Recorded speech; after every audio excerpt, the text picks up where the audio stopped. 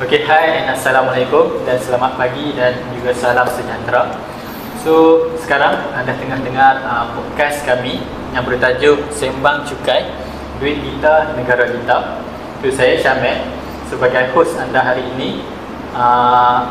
So, siapa je excited sekarang nak dengar pasal cukai? Satu benda yang kompleks, satu benda yang panjang dan rumit. Akan tetapi, bila kita tahu duit cukai tu apa kesan dia kepada negara, duit kita ni pergi ke mana, so barulah kita rasa macam oh patutlah. Okay, so tak apa membuang masa lagi. Okay, saya ada bawa 4 tetamu khas daripada alumni UUM, okay, untuk kita kongsikan, okay, tentang cukai pendapatan individu di mana ia fokus kepada United States. So kita mulakan dengan saudara berbaju hitam. Okay, boleh? Okay, Assalamualaikum dan salam sejahtera. Saya Luqman Hakim bin Muhammad. Saya merupakan alumni BPM di Universiti Utara Malaysia. Sekarang ni saya bekerja sebagai pegawai di Polis Diraja Malaysia. Okay, Assalamualaikum warahmatullahi wabarakatuh dan selamat sejahtera. Nama diberi Muhammad Nazirul Muzakir bin Muhammad Warudin, merupakan alumni pengurusan awam di Universiti Utara Malaysia dan sekarang bekerja di bawah Kementerian Kewangan. Okay, Assalamualaikum dan selamat sejahtera. Saya Muhammad Isa Fadli bin Ahmad, merupakan alumni pengurusan awam di Universiti Utara Malaysia dan sekarang saya bekerja sebagai PTD, iaitu Pegawai Tadbir Diplomatik. Assalamualaikum dan salam sejahtera.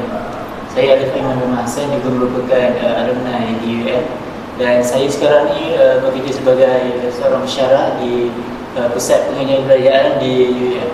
Okay guys, untuk soalan yang pertama, untuk bahagian yang pertama ni, saya ingin bertanya kepada PTD kita. Mungkin ilmu dia luas sikit tentang cukai pendapatan individu di United States. So saya nak, boleh tak awak uraikan apa definisi dan juga tujuan cukai pendapatan individu ni di Amerika Syarikat? Okay, terima kasih Syamil. Okay kan, jangan risau, saya takkan bagi lecture panjang-panjang berjaya sangat. Cukai pendapatan ni sebenarnya simple je. Ia cukai yang kita bayar terus kepada kerajaan berdasarkan duit yang kita dapat lah. Contohnya dari macam gaji bulanan, income, sewa rumah, pelaburan, semua tu lah. Okay, contoh yang saya boleh bagi di Amerika Syarikat. Sistem ini ia panggil sebagai progresif. Kalau kau kaya, kau kena bayar lebih lah cukai tu. Dan kalau pendapatan kau rendah, cukai pun rendah lah. Contohnya orang biasa, cukai yang selalunya bayar dalam 10% macam tu. Dan kalau jutawan pula mungkin dalam 37%. Okay. Dan kenapa cukai ni penting? Sebab cukai ni dia jadi nadi utama kepada kewangan kerajaan. Tahun 2022, lebih 53% hasil kerajaan datang daripada cukai ni. Duit tu kerajaan guna untuk macam-macam benda lah. Contohnya dari segi pertahanan, sekolah, hospital, bantuan dari segi bantuan warga emas dan juga infrastruktur dan macam-macam lagi lah. So, sebenarnya bila kita bayar cukai ni, kita bukan saja bantu orang lain, tapi kita tengah bantu diri kita sendiri juga. Okey, terima kasih Encik Isa atas perkongsian tentang definisi cukai dan juga tujuan cukai pendapatan individu di Amerika Syarikat. Okey, untuk bahagian seterusnya, adalah kita nak ulas tentang jenis-jenis dan struktur cukai di Amerika Syarikat. Untuk bahagian ni, saya nak Encik Nazirul ulaskan apa itu jenis-jenis dan juga struktur cukai. Okay, terima kasih kepada Syamil, moderator kita hari ini ataupun host. Okay, untuk dalam dunia percukaian ni, kita ada 2 jenis cukai, iaitu first, cukai langsung, second is cukai tidak langsung. So, cukai pendapatan individu ni dia ada dalam dua jenis cukai ni, cukai langsung ataupun tidak langsung.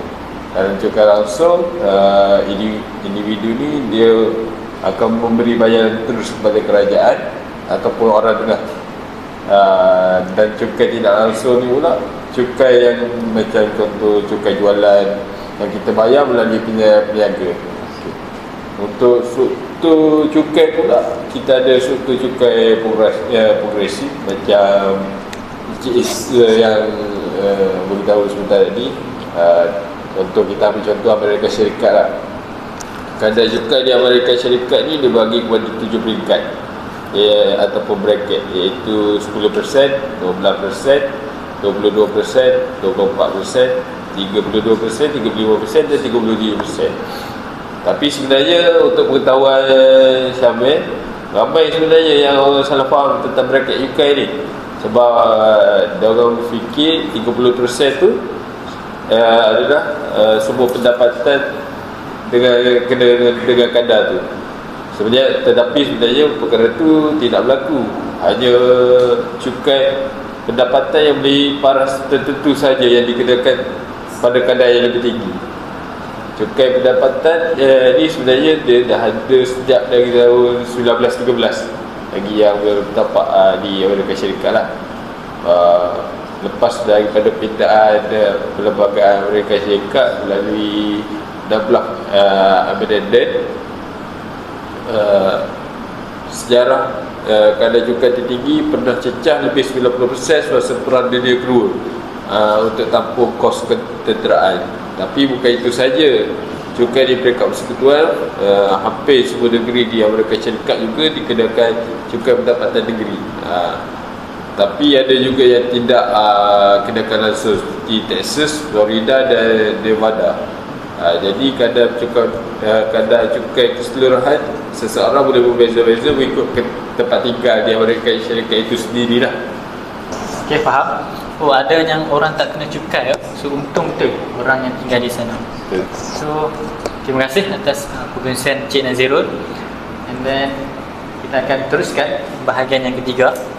Kita akan ulaskan tentang sistem cukai di mana dia ada prinsip yang jaga keadilan dan juga kebebasan. So untuk bahagian ini saya akan berikan kepada Cik Lokman untuk ulaskan apa itu prinsip dan juga kesan cukai kepada negara. Okey, terima kasih saudara Syamil. Dalam sistem cukai Amerika Syarikat dia ada 4 prinsip utama. Okey, prinsip yang pertama adalah equity, ialah keadilan. Okey, keadilan ni dia macam ni, orang kaya dia akan bayar lebih, orang miskin dia akan bayar sedikit. Okey, dalam sistem ni kita nampak lebih adil dan logik kan. Ini juga dia dapat bantu mengurangkan jurang pendapatan antara golongan. Okey, yang kedua adalah simplicity, adalah kesederhanaan. Sistem ni dia tak perlu rumit sangat. Penggunaan standard deduction dan tax dia macam tax credit, macam child tax credit dan AOTC.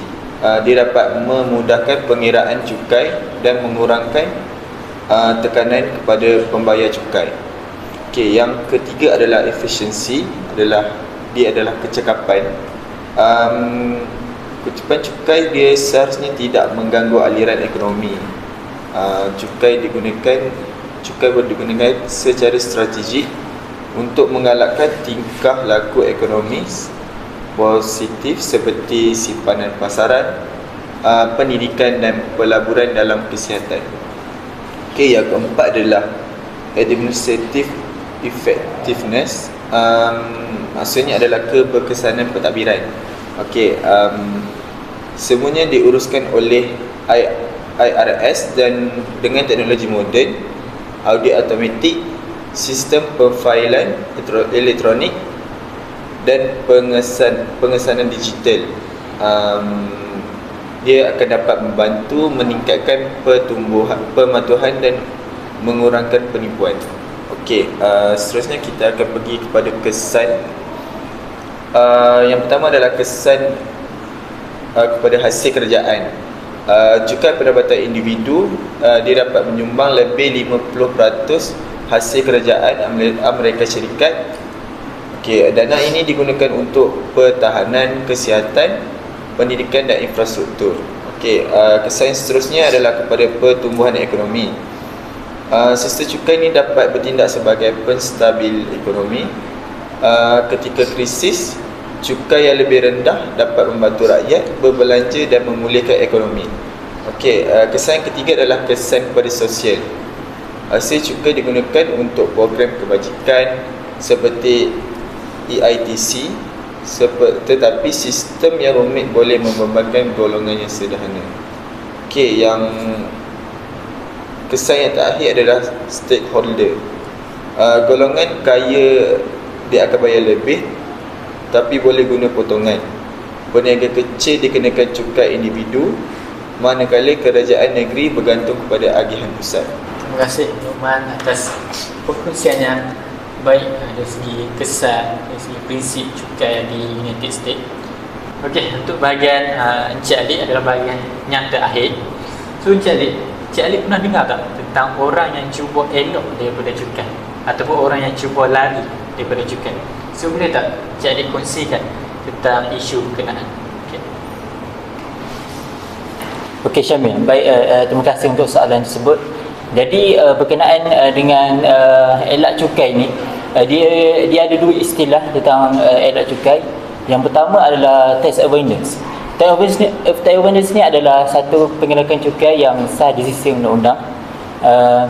Dan salah satu cara yang mereka biasa guna adalah dengan seperti menderma pada badan-badan kebajikan, dan ada juga yang menyimpan dalam akaun persaraan serta melakukan potongan dalam pendidikan.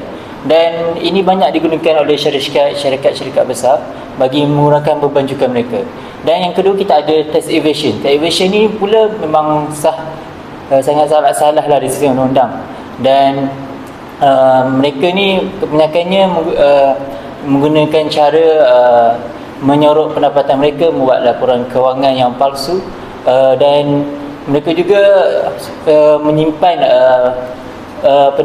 akaun mereka di luar negara, bersembunyi di luar negara bagi mengelakkan cukai yang dikenakan terhadap mereka itu tidak dapat dilakukan lah. Dan ini boleh dikenakan satu denda yang besar dan tindakan undang-undang oleh kerajaan Amerika Syarikat sendiri. Dan seingat saya pada tahun 2001 Amerika Syarikat ni telah kerugian hampir 560 bilion dan ini satu jumlah yang besar bagi Amerika Syarikat, kerana rakyat mereka ni cuba mengelak cukai. Dan bagi mengenangi isu ini, IRS, salah satu department of the Treasury in Amerika ni, dia telah mewujudkan satu akta yang dinamakan FATCA. FATCA ni maafkan saya, FATCA, FATCA. Dia adalah singkatan kepada Foreign Accounts Tax Compliance. Dan undang-undang ni dia memberi adalah untuk mengesan kewangan pendapatan rakyat mereka di luar negara. Dan mereka ni akan lakukan audit secara automatik dan secara rawak. Dan selain itu mereka juga melaksanakan program whistleblower.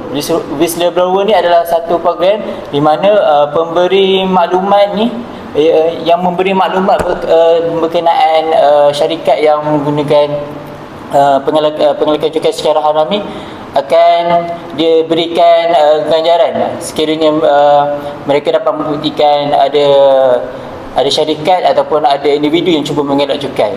Jadi mereka ni dapat meningkatkan pendidikan melalui program ini. Juga mereka dapat meningkatkan pendidikan dan pengetahuan mereka berkenaan dengan cukai. Dan mereka dapat lebih memahami bagaimana cara untuk mereka menggunakan beban dalam cukai pendapatan. Jadi saya rasa itu sahajalah yang saya boleh berkongsi. Terima kasih atas perkongsian yang sangat bermakna, dan juga terima kasih kepada semua tetamu-tetamu yang hadir pada hari ini yang berkongsi tentang sistem cukai pendapatan individu di Amerika Syarikat. So banyak yang kita belajar hari ini, terutamanya tentang cukai di Amerika Syarikat. Dan saya nak buat recap sikit lah dari awal hinggalah habis. So cukai pendapatan individu di Amerika Syarikat ni, dia adalah cukai langsung yang dikenakan secara progresif dari 10% hinggalah 37%. So ia menyumbang kepada 50% kepada hasil negara dan berfungsi berdasarkan prinsip adil, mudah, cekap dan juga berkesan. So selain itu, pengelakkan cukai dibenarkan jika sah, tapi pelarian cukai adalah salah dari segi undang-undang. So guys, ingat, bayar cukai ni bukanlah satu bebanan, ia juga pelaburan untuk kita di masa hadapan. So saya bersama tetamu-tetamu khas yang hadir pada hari ini mengucapkan terima kasih sebab sudi dengar tentang podcast kami pada hari ini, Sembang Cukai. So jumpa lagi di episod seterusnya.